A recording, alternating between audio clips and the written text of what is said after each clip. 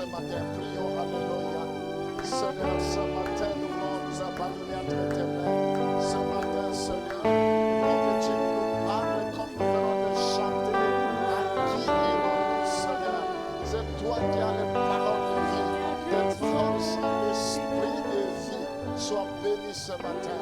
Dans le nom de Jésus. Alléluia. Kurama Santa Rabashi. Alléluia. Irama Santa Ramama. Lakamana Soto Rama. Le Seigneur.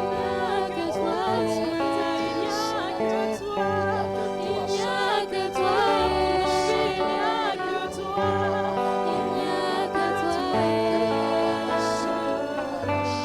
oui, Seigneur, comme nous venons de le chanter tout à l'heure, où irons-nous encore des paroles son esprit de vie? Il n'y a que toi, Seigneur, qui peut nous consoler. Il n'y a que toi qui peut arrêter la maladie dans nos vies. Il n'y a que toi qui peut arrêter la mort, éloigner la mort dans nos vies. Il n'y a que toi, Seigneur, qui peut opérer les miracles.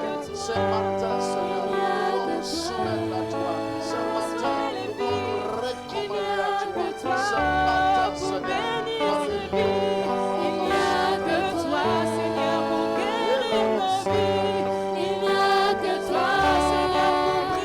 les chaînes.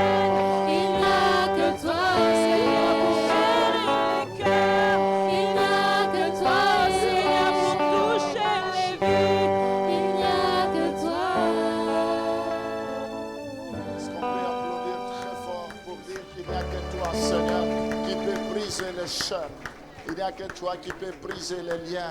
Il n'y a que toi, Seigneur, qui peut donner la forme à notre vie. Il n'y a que toi, Seigneur. Alléluia. Irama Santa Ramaya Kamanashi. Alléluia, alléluia. Il n'y a que toi ce matin. Il n'y a que toi, Seigneur. Il n'y a que toi. Alléluia. Sois béni à jamais. Gloire au Seigneur. Amen.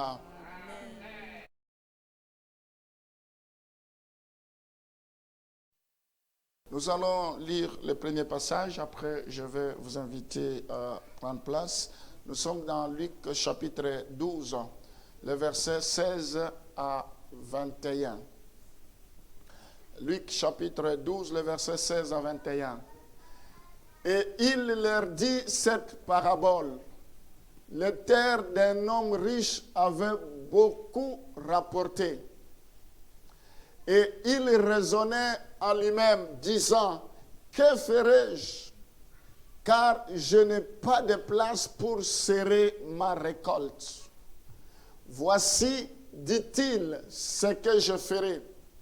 J'abattrai mes greniers, j'en bâtirai de plus grands, j'y amasserai toute ma récolte et tous mes biens.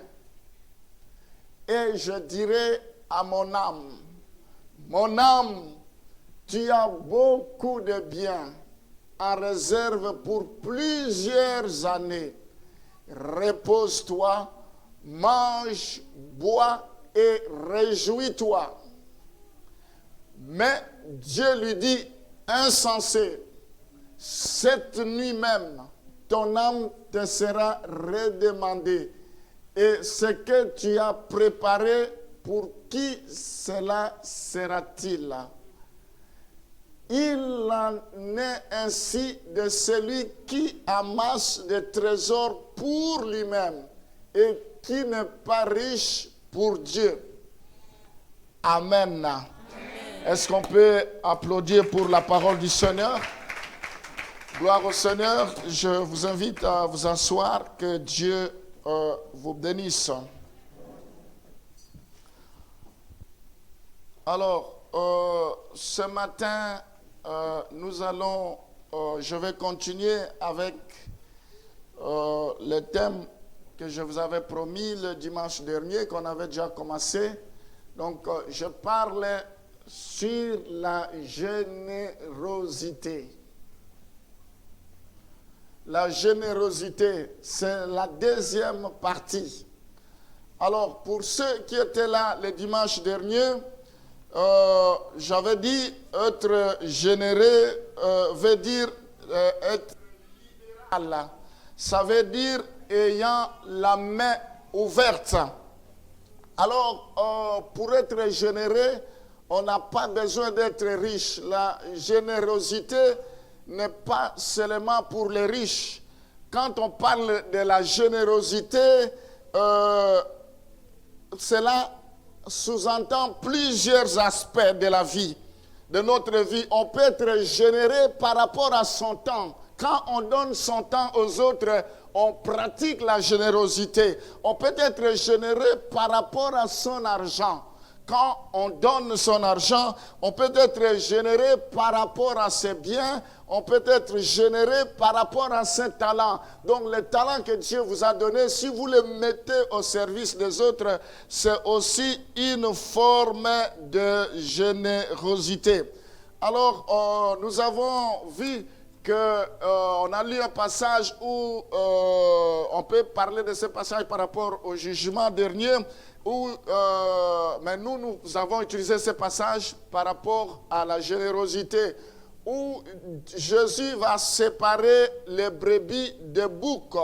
Et ce que Jésus dit dans cette parabole, il dit, j'avais faim, vous n'êtes pas venu me donner à manger, j'étais hospitalisé, vous n'êtes pas venu me rendre visite, j'étais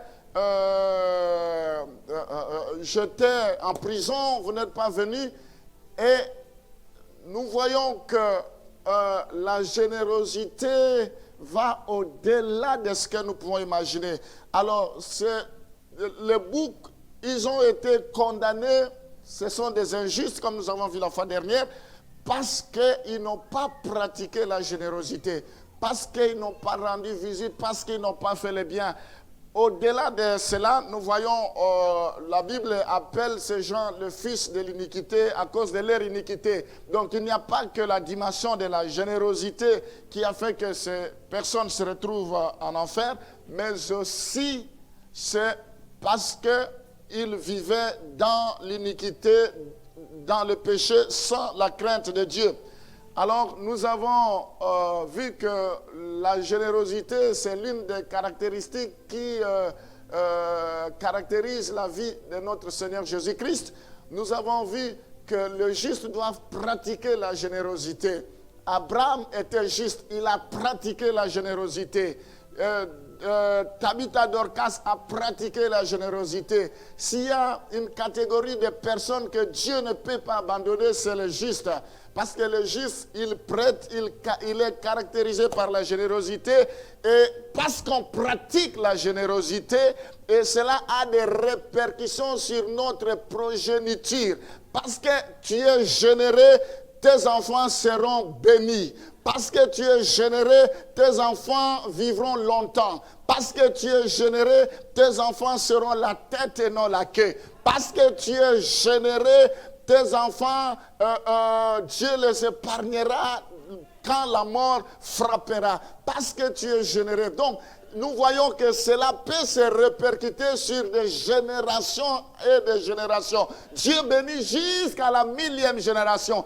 Quand nous pratiquons la générosité, nous ne devons pas toujours nous attendre à ce que cela nous soit retourné. Mais Dieu se souviendra de notre générosité pour nous récompenser, pour nous bénir. Amen.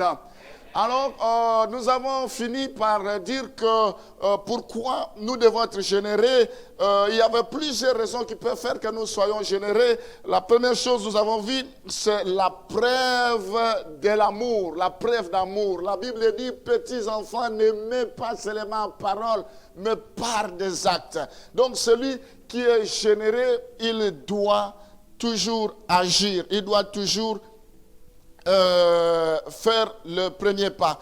Alors nous avons vu vraiment plusieurs raisons. Je vais m'arrêter là parce que ce matin, je risque d'être un peu long, mais je fais un effort pour respecter le temps.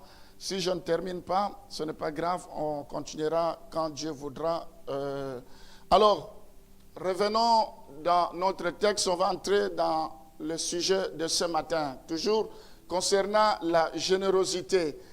Nous voyons dans cette parabole, Jésus nous raconte l'histoire d'un homme riche qui avait accumulé beaucoup de choses dans ses greniers. Allons avec vous pour commencer au verset 16. Le verset 16. La Bible, il leur dit cette parabole. Les terres d'un homme riche avaient beaucoup rapporté. Nous voyons que la source de la richesse de cette personne, c'était la terre. C'est la terre qui lui a qui a été à la base, qui lui a procuré tout cela. Si la terre dans sa vie était maudite, cet homme n'allait pas accumuler beaucoup de richesses. Ce matin, je prie pour que la terre de la France te soit favorable. Amen. La Bible dit dans le livre de Genèse, verset 26, 12 à 13, la Bible nous dit que Isaac s'aima dans le pays et il recueillit cette année le centuple car l'Éternel le bénit. Car l'Éternel le bénit, cet homme devint riche et il alla s'enrichissant de plus en plus jusqu'à ce qu'il devint fort riche. Amen. La terre était favorable. Ce matin, je prie pour que la terre soit favorable pour toi. Ce matin, je prie pour que tout ce que tu vas entreprendre ayant ce temps sur cette terre, que cela puisse réussir. Amen. Que la terre soit favorable pour ton époux. Que la terre soit favorable pour ton épouse. Que la terre soit favorable pour tes enfants. Que la terre soit favorable pour ta progéniture. Amen. C'est un problème de terre. La Bible dit, partout où foulera le plan de vos pieds, je vous donne ce lieu. Dans Deutéronome chapitre 28, on va lire ça, on va revenir sur notre texte. Il y a des choses que nous devons connaître au préalable avant que je parle de la générosité. Deutéronome chapitre 28, le verset 3 à 5. Je vais prononcer quelques bénédictions. Tu seras béni dans la ville et tu seras béni dans le champ. Quel que soit l'endroit où foulera tes pieds, ce lieu te sera favorable. Que le climat te soit favorable. Que le soleil concourt à ton élévation. Que la lune te concourt à tes bénédictions. Amen. Tu seras béni en ville tout comme à la campagne. La Bible dit, le fruit de tes entrailles, le fruit de ton sol, le fruit de tes troupeaux, le porté de ton gros et de ton menu bétail, toutes ces choses seront bénies au nom de Jésus. Ton travail sera béni, tu prospéreras, tu monteras, tu seras élevé, tu seras plus haut placé. La Bible dit, vous verrez désormais la différence entre ce qui te sert et ce qui ne te sert pas. Amen. La terre sera favorable pour toi. Personne, la Bible dit, nul ne tiendra devant toi tant que tu vivras. La Bible dit, ta corbeille et ta huche seront bénies. Alléluia. Mes bien-aimés, nous devons marcher avec audace. Dieu a béni la terre pour nous. Si cet homme riche, sa terre lui a rapporté autant de richesses, pourquoi pas toi? Je prie pour que tout ce que tu feras puisse réussir. Amen. Que Dieu te bénisse. Donc, gloire au Seigneur. Alléluia. Et le verset 11 à 12, on est toujours là. Alors, l'Éternel te comblera de biens en multipliant le fruit de tes entrailles. Toute initiative, je bénis cela dans ta vie. Toute initiative, tout ce que tu entreprendras, j'ordonne que cela soit béni. Parce que c'est la bénédiction de l'Éternel qui enrichit. Ce matin, je libère les bénédictions au nom de Jésus. Que les portes s'ouvrent. Tu seras heureux jusqu'à ta vieillesse. Au nom de Jésus. Amen. J'ordonne que le Seigneur régularise ta situation au nom de Jésus. Que ce que tu attends pendant longtemps te soit donné maintenant. Au nom de Jésus. Alléluia. Le verset 12, le dernier, je ne sais pas. L'Éternel t'ouvrira son bon trésor les ciels pour envoyer à ton pays la pluie en son temps, pour bénir tout le travail de tes mains. Tu prêteras à beaucoup de nations et tu n'emprunteras point. Alléluia. Ton nom sera grand. L'Éternel ouvrira son bon trésor. Il arrosera ta vie. Tu ne seras plus la même personne. La Bible dit, je rendrai ton nom grand. Dieu rendra ton nom grand. Tu n'es pas un fruit d'hasard, mais tu es le plan de Dieu. Les projets que Dieu a pour toi sont des projets de bonheur et non de malheur. La Bible dit, je rendrai les endroits non habitables, ces endroits deviendront habitables. Des sources d'eau intarissables jailliront. Amen. Je bénis la France. Je bénis l'île. Partout où foulera ton pied, que cela soit béni. Amen. La Bible dit, si l'Éternel est pour moi, qui sera contre moi? Gloire au Seigneur. Alors, revenons maintenant dans notre texte. Nous sommes dans Luc chapitre 12, le verset 16. Nous voyons dans cette parabole, la Bible nous enseigne que ce n'est pas mauvais de pouvoir épargner. Cet homme a épargné. Il y a des gens qui ont du mal pour épargner. C'est toujours dépenser, dépenser, dépenser, dépenser. Ce matin, je m'irrite contre tout esprit de mauvaises dépenses. Il y a des gens, quand ils ont l'argent, il faut que ça se termine. Tant que ça ne se termine pas, il n'y a pas de... Il va dans le magasin, il commence à improviser. Il va là-bas, il tourne à gauche, il tourne, jusqu'à tout épuiser. Vous ne pouvez pas aller loin si vous ne savez pas épargner.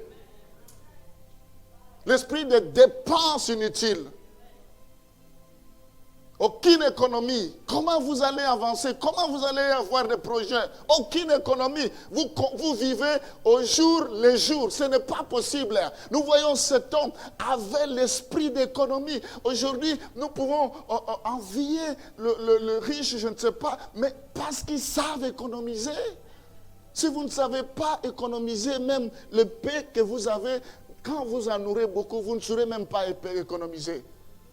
Nous devons être des économes. Dieu cherche des bons économes. Nous devons arrêter avec des dépenses inutiles. C'est difficile que tu mettes de l'argent tout un mois et arriver le mois suivant sans toucher. Mais il faut toujours, c'est comme si une mouche qui te pique, il faut que tu dépenses. Après tu commences à dire, mais j'avais de l'argent, qu'est-ce que j'ai fait avec cela? Cet homme était un économe. Donc, Dieu n'est pas contre l'économie. Nous devons savoir épargner. Alors, allons au verset 19. Nous voyons le verset 19. Et je dirai à mon âme, tu as beaucoup de biens en réserve pour plusieurs années. Repose-toi, mange. Nous voyons dans ce passage, cet homme était propriétaire de ses greniers. Nous voyons des phrases qu'il utilise. Tu as beaucoup d'argent maintenant. Il dit, tu as beaucoup de biens en réserve pour plusieurs années. Waouh! Plusieurs années, repose-toi. Alors cet homme se croyait vraiment propriétaire de sa richesse, propriétaire de ses biens. Le verset 20, parce que je vais vous dire quelque chose. Dieu dit, mais Dieu lui dit, insensé, cette nuit même, ton âme te sera redemandée. Et ce que tu as préparé, pour qui sera-t-il? Alors, ce que nous devons comprendre, que l'homme était un insensé. Pourquoi la Bible dit que c'était un insensé alors que c'est son argent? Alors que c'est lui-même qui a souffert pour en acquérir, pour récolter ce qu'il avait reçu. Mais la Bible dit que c'est un insensé. Pourquoi? Ici, nous voyons, la Bible appelle cet homme que c'est un insensé. Parce que cet homme avait raté quelque chose. Parce que cet homme était borné sur toute sa richesse, mais il ne savait pas qu'il y avait un vrai propriétaire que je vais vous montrer tout à l'heure. Cet homme, en réalité, c'est Dieu qui était propriétaire de ces choses, de tous ces biens. Et c'est Dieu qui contrôlait la vie de cet homme. Cet homme, malgré tout ce qu'il avait, mais il ne pouvait pas contrôler sa vie. C'est comme ça, la Bible dit que cet homme, c'était un insensé, parce qu'il a cru être le propriétaire de ces choses et a supposé qu'il vivrait pour en profiter. Mais alors, ce matin, j'aimerais que vous sachiez que nous sommes des propriétaires temporaire. Tu dois savoir que tu es propriétaire temporaire de ton argent, tu es propriétaire temporaire de business, tu es propriétaire temporaire. Quand je dis temporaire, il y a le vrai propriétaire, et j'aurai l'occasion de vous parler de vrai propriétaire. Tu es le propriétaire temporaire de ton emploi de temps. Tu es le propriétaire temporaire de ton argent. Tu es le propriétaire temporaire de tes biens, de tes talents. Ça ne sert à rien de t'enorgueillir. Tu es le propriétaire temporaire des enfants que Dieu t'a donnés. Nous sommes des gérants, mais il y a un seul propriétaire. Amen. Nous voyons dans ce passage que quand bien même ces choses sont entre nos mains, elles appartiennent en réalité à Dieu. On va lire un passage que je vous avais donné le dimanche dernier, à titre de rappel, pour que vous compreniez, pour ceux qui n'étaient pas là. 1 Chronique chapitre 29, le verset 10 à 12. Alors, la fois dernière, tu avais du mal pour nous trouver ce passage. David bénit l'Éternel en présence de toute l'assemblée. Il dit, béni soit l'éternité en éternité, le Dieu de notre Père Israël. À toi l'Éternel la grandeur. Nous devons savoir que c'est à Dieu la grandeur, à Dieu la force et la magnificence, l'éternité et la gloire. Car tout ce qui est au ciel et sur la terre t'appartient. Voilà là où il y a la clé de toutes choses. Quelle est la partie qui appartient à Dieu? Au ciel, c'est tout ce qui est au ciel appartient à Dieu. Et tout ce qui est sur la terre appartient à Dieu. Ton argent appartient à Dieu parce que cela est sur la terre. Ta vie appartient à Dieu. Tout ce que tu as appartient à Dieu. Si tu le savais, je pense que tu vas changer ta façon de faire les choses. Tout ce que nous avons appartient à Dieu. Le temps que nous avons appartient à Dieu. Ce n'est pas à nous de gérer notre temps comme si nous voulons. Tout appartient à Dieu. Alors il y a deux choses que je voulais ajouter. Et sur la terre appartient à toi, Éternel, le règne, car tu élèves souverainement au-dessus de tout. Le verset suivant, s'il te plaît. Rapidement, parce que j'ai beaucoup de choses. C'est de toi que viennent la richesse et la gloire. Alors ce matin, j'aimerais te dire que la richesse vient de Dieu et la gloire vient de Dieu. Amen. Toi qui cours derrière la richesse, ce n'est pas mauvais la richesse, mais cela vient de Dieu. Nous devons en savoir. Non seulement que tout appartient à Dieu, mais ici nous nous rendons compte qu'il est comme le chef qui règne sur tout. Tout lui appartient, mais celui qui est le chef, c'est lui qui règne. Ce sont des paramètres qui ont échappé cet homme. Il croyait avoir la maîtrise de tout, les détenants et les aboutissants. Mais il y a quelque chose qui l'échappait, que nous aurons l'occasion de voir. Alors, nous voyons, il a droit de posséder tout ce qui est sous le règne. Dieu a droit de posséder tout ce qu'il veut sur ton argent. Dieu a droit de posséder tout ce qu'il veut sur ce que tu détiens. C'est ce que les gens ne comprennent pas. Je vais aller donner pour enrichir le pasteur, pour enrichir les gens. Vous n'enrichissez pas les gens, c'est Dieu qui enrichit. Et nous faisons qu'accomplir la volonté de Dieu. Amen. Alors, dans ce passage, notre passage de Luc chapitre 12, allons au verset 21. La Bible dit, il en est ainsi de celui qui amasse des trésors pour lui-même. Donc, il y a un sort qui est réservé. Le sort qui a été réservé à cet homme riche, quel était le sort? Le jour même, quand il s'est enorgueilli, quand il a dit, maintenant, mon âme, réjouis-toi. Dieu a dit, insensé. Le jour même, Dieu dit, je vais réclamer. Il l'a fait pour cet homme riche, mais aussi le même sort est réservé à tout celui qui se comportera de la même manière, quel que soit l'endroit où ils sont. Vous enviez des gens, mais vous ne savez pas que Dieu n'est pas d'accord avec eux. Nous envions certaines personnes, mais Dieu les réserve le même sort. C'est quoi le sort?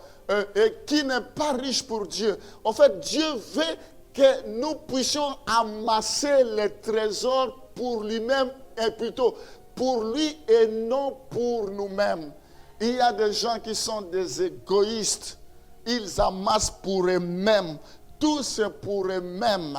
Tout c'est pour eux-mêmes et non pour les autres. Si vous amassez pour vous-même, alors vous attirez des problèmes avec Dieu. Vous attirez de foudre sur vous parce que vous risquez d'avoir des problèmes. Il faut que je vous montre qu'est-ce que vous devez faire. Et vous devez être riche pour Dieu. Ce n'est pas tout le monde qui est riche pour Dieu. Ce n'est pas parce que quelqu'un est riche, parce que tu as des moyens que réellement c'est pour Dieu. Non. Il y en a qui en ont pour eux-mêmes, mais il y en a qui en ont pour Dieu. Alors ce matin, ta richesse, c'est pour toi-même, pour tes enfants, pour ta famille, ou bien c'est pour Dieu. Amen. C'est pour toi-même ou c'est pour Dieu? Je vais vous expliquer ça. Avant de passer la conclusion de ce passage, nous devons pas amasser des trésors pour nous-mêmes seulement. C'est très, très dangereux quand on pense qu'à soi-même. C'est trop risquant. C'est un terrain très glissant.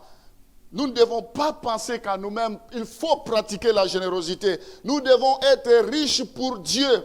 Il y en a qui sont riches pour eux-mêmes et non pour Dieu. Alors, je vois des questions. Comment être riche pour Dieu?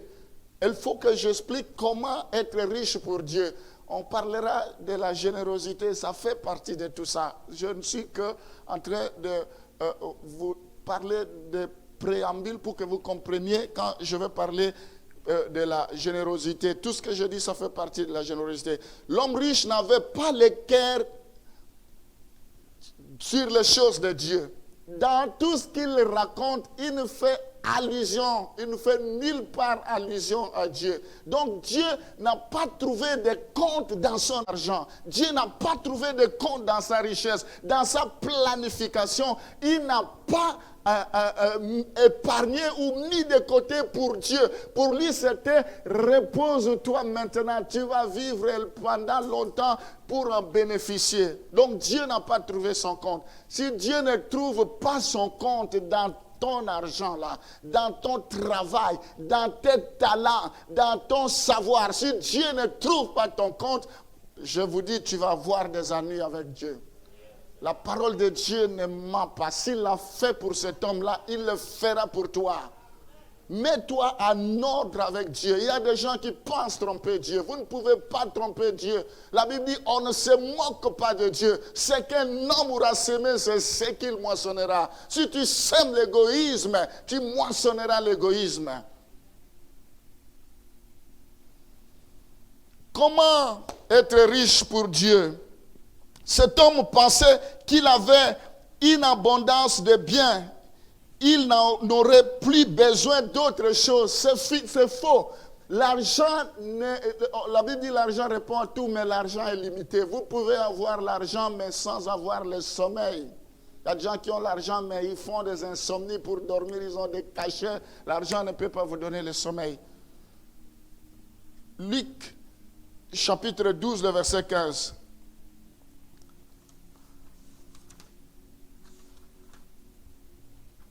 Alors, je vais vous montrer comment être riche pour Dieu. Dans ce passage, Jésus nous demande d'éviter une chose. Puis il leur dit, gardez-vous avec soin de toute avarice, car la vie d'un homme ne dépend pas de ses biens, fut-il dans l'abondance. Il y a un chant, on chante, la vie d'un homme ne dépend pas de son argent. Ta vie ne dépend pas de ton argent. Détrompe-toi, cet riche avait tout, mais cela ne pouvait pas faire l'affaire. Ta vie ne dépend pas des biens que tu as. Ta vie ne dépend pas de tout ce que tu as.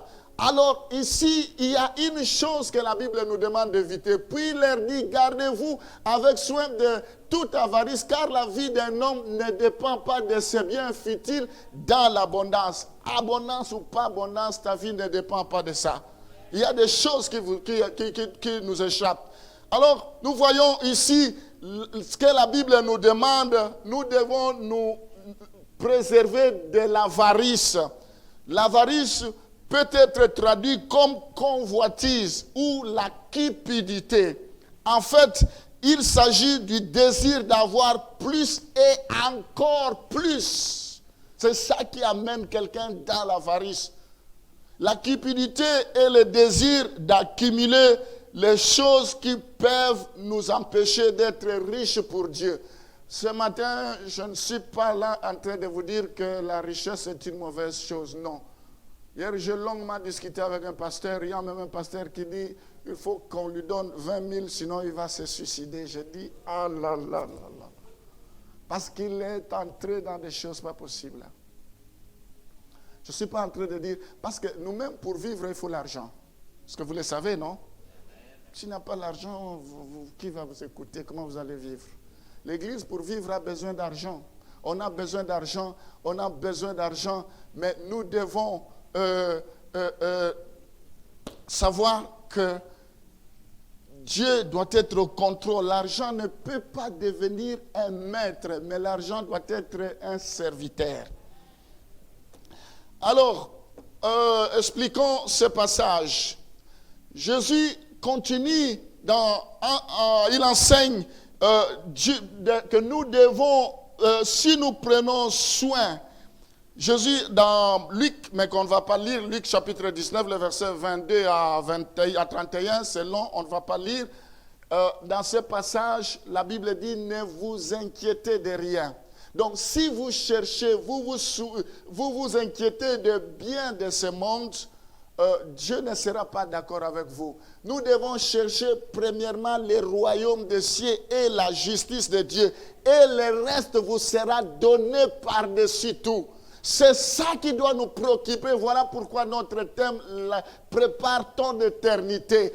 Tout passera sauf la parole de Dieu. Nous devons chercher premièrement le royaume des cieux. Quand tu viens à l'église, tu ne viens pas par complaisance. Tu ne viens pas pour qu'on puisse voir que tu étais là. Ça ne nous intéresse pas. Nous venons parce que nous cherchons premièrement le royaume des cieux. Le royaume des cieux appartient aux violents. Ce sont des violents qui s'en emparent. Tu dois traiter durement ton corps de peur qu'après avoir servi Dieu, après avoir prêché, après avoir chanté, après avoir fait le protocole, que tu sois rejeté. Nous devons chercher premièrement le royaume des cieux. Alors c'est ce que la Bible nous dit. Jésus dans cette parabole, disons dans Luc, on ne va pas lire, nous enseigne que si Dieu prend soin de nos besoins, si nous recherchons d'abord Dieu pour prendre soin de nos besoins, il faut d'abord que nous cherchions le royaume des cieux. Cet homme, ce n'était pas la préoccupation de chercher le royaume des cieux. Lui, c'était tout ce qui est matériel, tout ce qui est terrestre.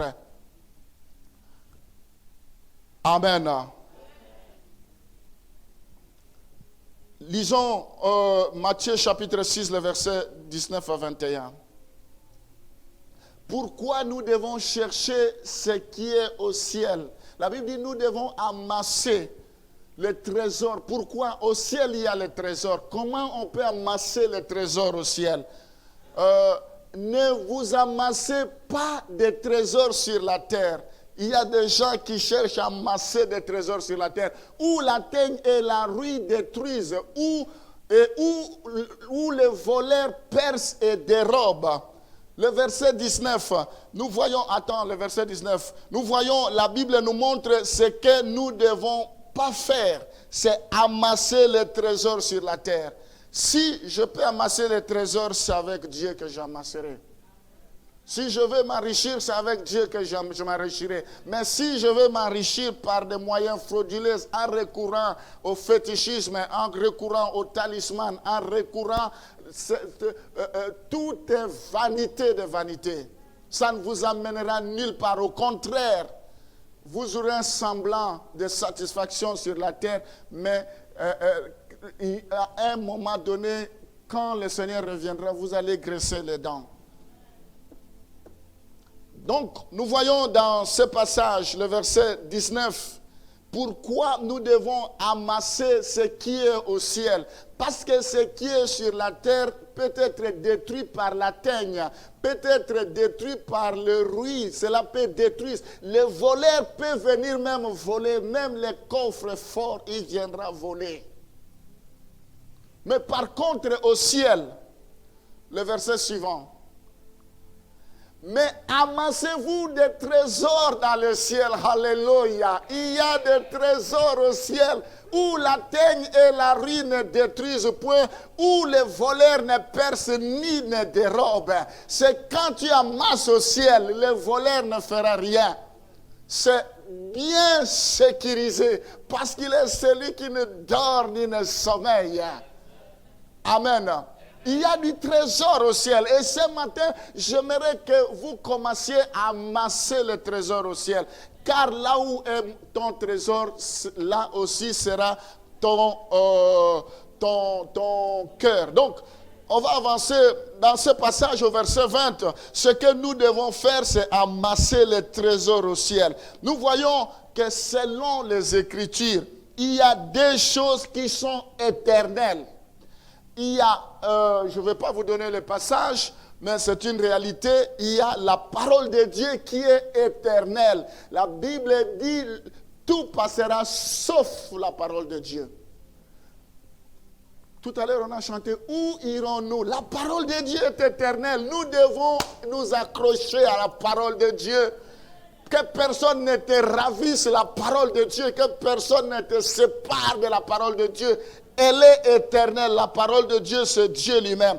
La deuxième chose qui est éternelle, c'est les âmes et les âmes des hommes et des femmes. Je pourrais plus vous donner des passages. Nos âmes sont éternelles. Nos âmes vivront éternellement. Et nous devons nous préoccuper de nos âmes. Nous devons nous préoccuper de nos âmes parce que c'est ça qui est éternel. Ces deux choses seront au ciel éternellement. C'est donc normal qu'une manière d'amasser les trésors du ciel serait d'investir dans le salut des âmes avec l'évangile de Jésus-Christ. Nous devons investir dans le salut des âmes. Quand tu investis pour le salut des âmes, invite les gens, évangélise, oriente les gens à rencontrer le Seigneur. Tu es en train d'investir au ciel. Tu es en train d'investir au ciel. Amen. Parce que en ajoutant des âmes à la population du ciel, vous serez en train d'amasser du trésor au ciel. Depuis que tu t'es converti, qui tu as déjà ajouté dans la population du ciel? J'encourage les gens qui évangélisent sur YouTube, sur Facebook, évangélisent parce que c'est une sémence, ça va germer, que Dieu vous bénisse. Amen. Il faut inviter les gens parce que tu es en train d'amasser au ciel. Alors, ça, c'est la première chose, d'amasser au ciel. La deuxième chose d'amasser au ciel, c'est Proverbe chapitre 3, le verset 9 à 10. La deuxième manière d'amasser au ciel. Proverbe chapitre 3, le verset 9 à 10. Ici, la Bible nous montre comment nous devons savoir donner la part de Dieu. Honore l'Éternel avec tes biens et avec les prémices de tout ton revenu. Alléluia. Honore l'Éternel avec tes biens. Il y a des gens qui se comportent comme ce jeune homme riche. Il n'avait jamais honoré l'Éternel avec ses biens. Aucun projet pour investir pour l'œuvre de Dieu. Aucun projet. Alors ici au verset 9, ce texte nous montre comment nous devons honorer Dieu. Il y a des gens qui viennent à l'église, qui prient, mais ils n'ont jamais honoré Dieu. Il n'y a pas 1000 manières d'honorer Dieu. Honore Dieu avec tes biens. Est-ce que tu as des biens ou tu ne les as pas? Est-ce que tu honores Dieu avec tes biens? Les biens, c'est la dîme. Il y a des gens qui ne payent pas leur dîme. Les offrandes, les libéralités. Comment Dieu va te bénir? Comment Dieu va sécuriser ta richesse? Comment Dieu va menacer les dévoreurs? Comment Dieu va s'en prendre aux souterrains qui, les Jaleks, qui ont volé le nombre de tes années sur la terre? Comment? La Bible dit, vous me volez. Et vous dites, comment vous me volez? Il y a des gens qui donnent ce qui est chétif, ce qui n'a pas de valeur devant Dieu. La dîme, n'en parlons même pas. Les offrandes, n'en parlons même pas. Comment tu vas amasser au ciel? Il n'y a pas 1000 manières d'amasser au ciel. Toujours, je vais régulariser, tu n'as jamais régularisé. Tu penses que tu as beaucoup plus de factures que d'autres personnes qui donnent leur engagement. C'est tout simplement qu'ils ont compris que même si je n'en ai pas, Dieu me les rendra.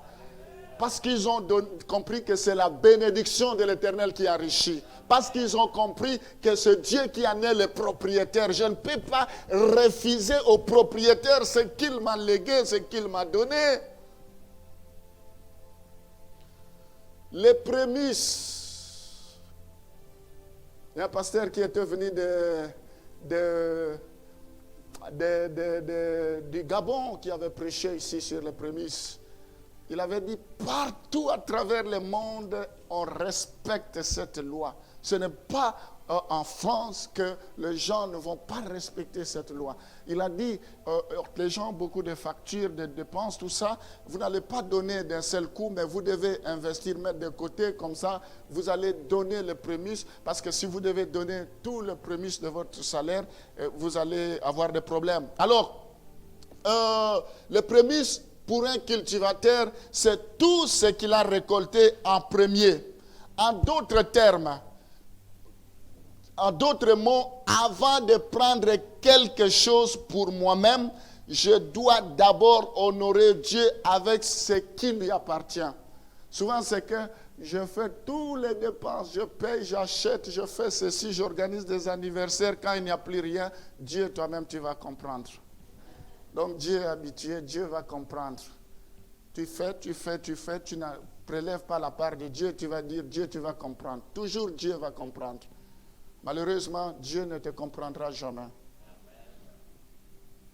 Le verset 10, ici, il y a une promesse. Alors tes greniers seront remplis d'abondance. Alléluia. Il y a une promesse. Alors tes greniers seront remplis d'abondance. Dieu promet l'abondance pour tous ceux qui servent Dieu, qui honorent Dieu avec leurs biens. Je prophétise que l'abondance soit de ton côté. L'huile ne s'arrêtera pas chez toi. Tu ne connaîtras jamais la famine, non pas seulement toi, même ta progéniture ne connaîtront jamais la sécheresse. L'huile ne s'arrêtera pas parce que tu honores Dieu avec tes biens. Nous sommes en train de compliquer l'avenir de nos enfants parce que nous sommes des égoïstes. Cela va se répercuter sur eux. Ce sont eux qui vont peiner, qui vont souffrir. Ils ne vont pas avoir de mariage, ils ne vont pas avoir des enfants. Ils ne vont jamais progresser. Ils auront des problèmes parce que nous n'avons pas préparé leur avenir. L'avenir, c'est quand nous honorons Dieu. Dieu va protéger. David dit, j'étais jeune, je vieillis, je n'ai jamais vu le juste abandonné, ni sa postérité mendiant son pain. C'est-à-dire, quand on est juste, on honore Dieu, Dieu sécurise notre progéniture. Amen. C'est bon, vous me suivez? Gloire au Seigneur. Mais bien aimés, dans le Nouveau Testament, l'Ancien Testament d'abord, nous guide dans la manière dont nous devons donner. Il s'agit de donner les 10% dans l'Ancien Testament. Mais dans le Nouveau Testament aussi, la Bible insiste qu'il faut continuer à suivre ce modèle. Mais la Bible insiste par contre sur l'attitude à avoir lorsque nous donnons. Nous devons donner volontairement et avec joie. Avec joie. Quand vous donnez en murmurant, quand vous donnez avec du chagrin, Dieu ne va pas exaucer cela. Quand tu donnes en peinant, Dieu ne va pas exaucer cela. Il faut le faire avec une joie parce que tu es en train de s'aimer. Amen. Alors, la fois dernière, je vous avais dit pourquoi nous devons pratiquer la générosité. Et maintenant, j'aimerais terminer.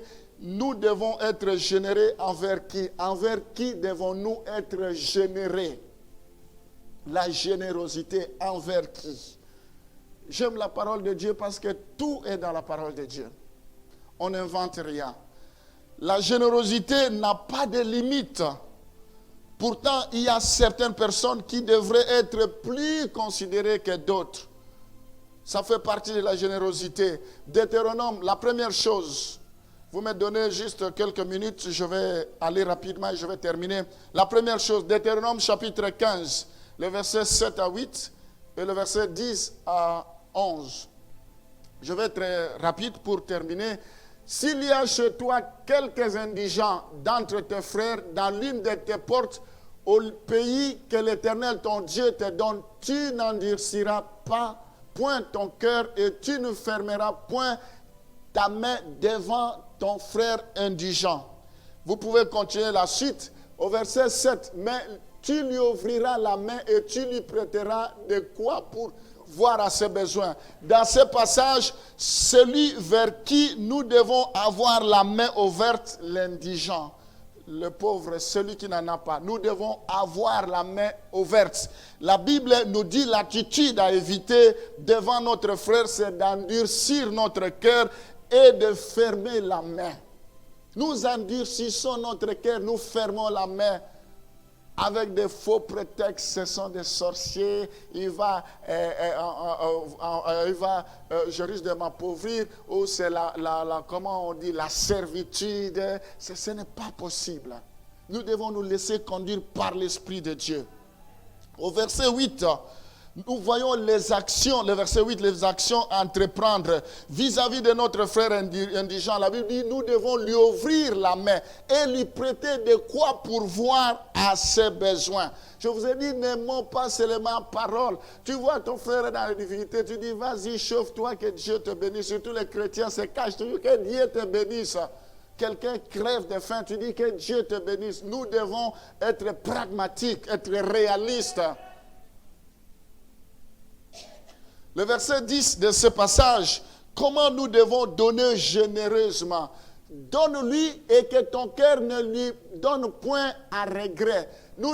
Car à cause de cela, l'Éternel, ton Dieu, te bénira dans tous tes travaux et dans toutes tes entreprises. Dieu nous bénira dans tout ce que nous faisons. Nous devons donner généreusement, c'est-à-dire que notre cœur ne donne point avec regret. Il y a des gens qui donnent avec regret en murmurant.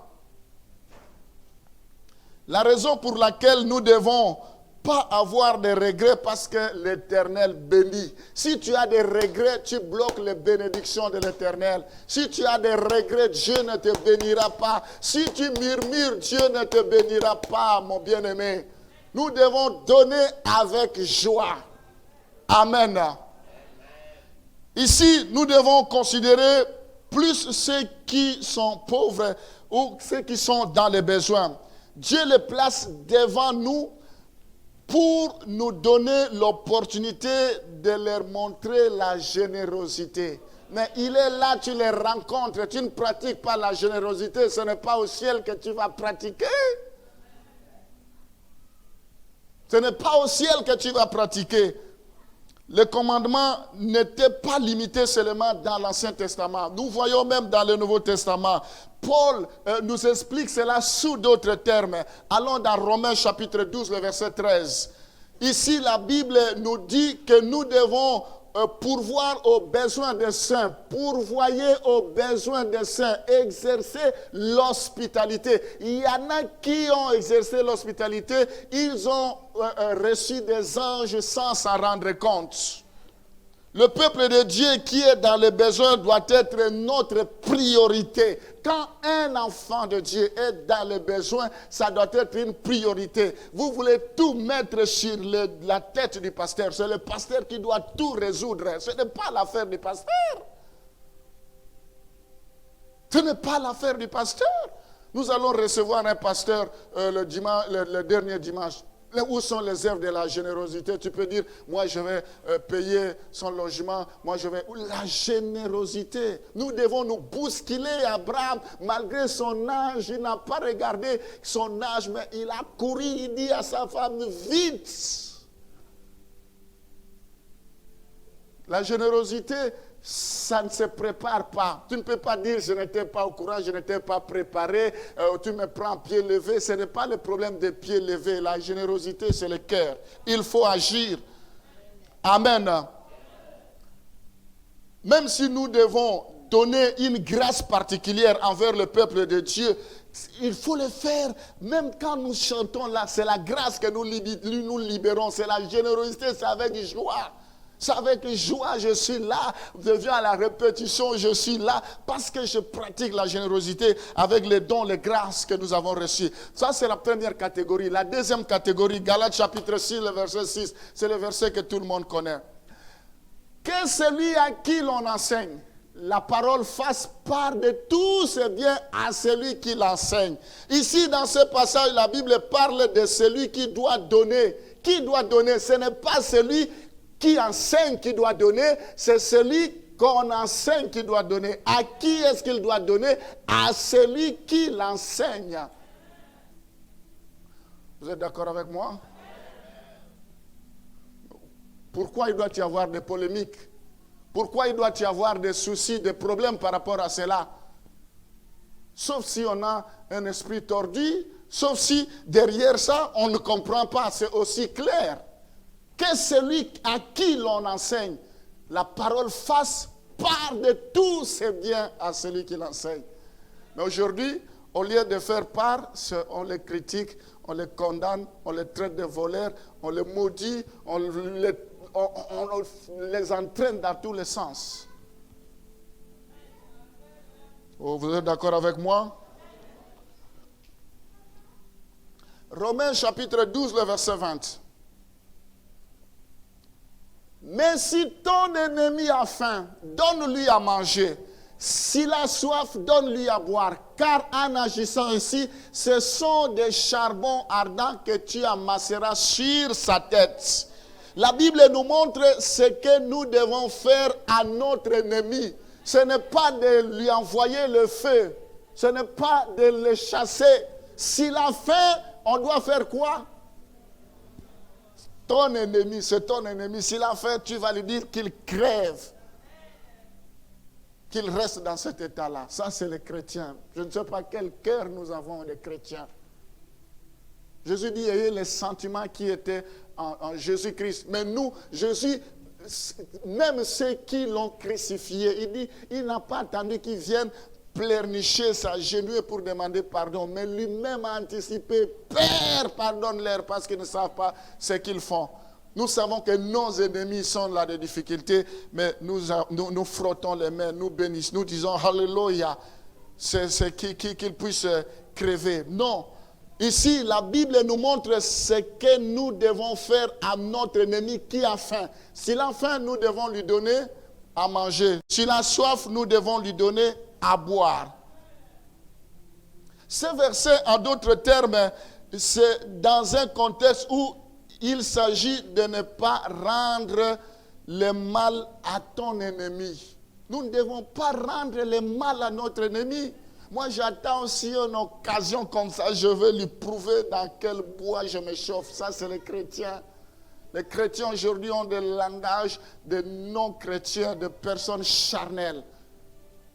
Ce n'est pas possible. Parce qu'il m'a fait ça, moi aussi, je vais lui faire ça. La générosité envers nos ennemis, c'est un moyen unique d'accomplir les commandements de Jésus-Christ, d'aimer nos ennemis. Amen. Vous pouvez tout faire, vous aurez toujours des ennemis. Mais quelle est votre attitude par rapport à ces ennemis-là? Vous devez les bénir. Amen. Matthieu chapitre 5, le verset 42. Je vais bientôt terminer, c'est l'avant-dernier verset. Donnez à celui qui te demande et ne te détourne pas de celui qui veut emprunter de toi.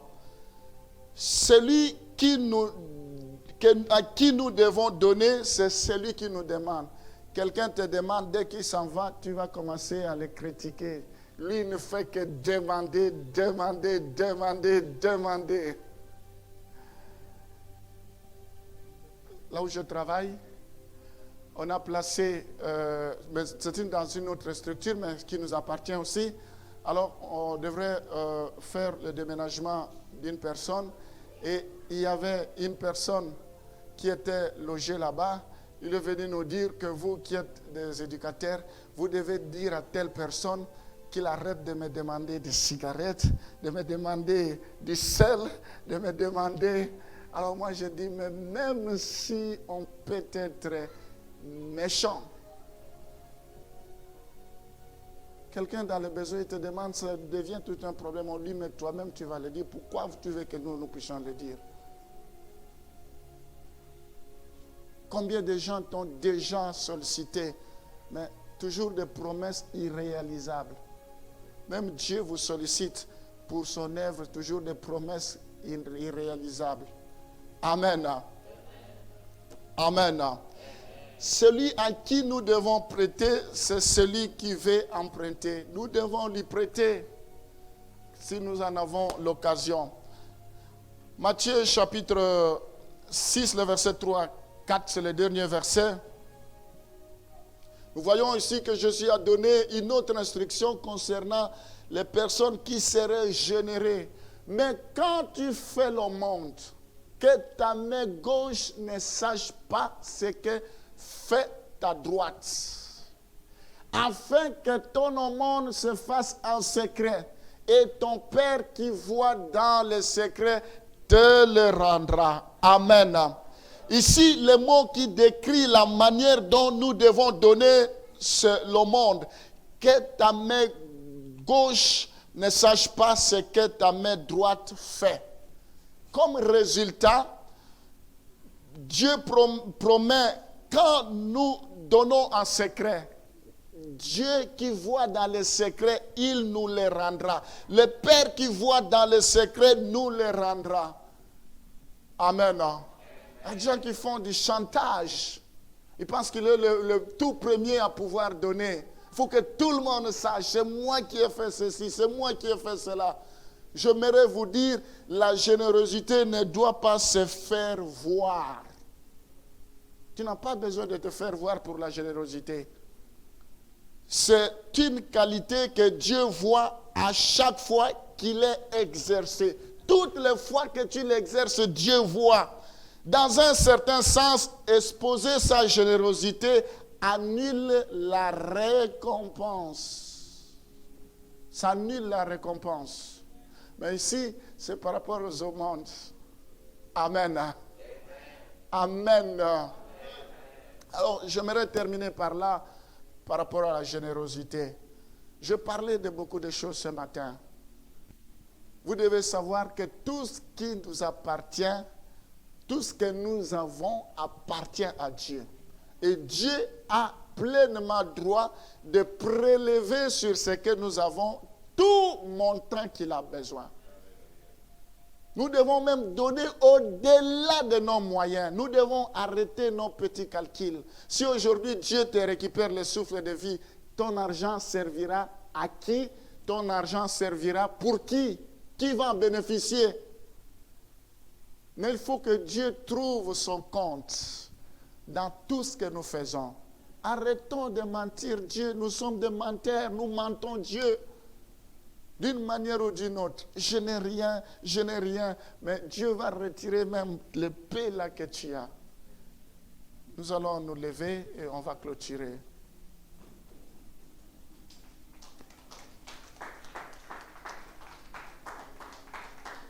Nous allons nous lever. Seigneur, je bénis tous ceux qui sont connectés, qui nous ont suivis ce matin. Je prie pour que tu changes les cœurs insensés à un cœur de générosité. Je prie, Seigneur, pour que tous ceux qui pratiqueront la générosité soient bénis. Tous ceux qui te servent avec leurs biens soient dans l'abondance, qu'ils ne manquent de rien. Que tu sécurises leur progéniture, que tu sécurises leur avenir. Je bénis tous ceux qui sont fidèles dans les réseaux sociaux. Au nom de Jésus, nous t'avons ainsi prié. Amen.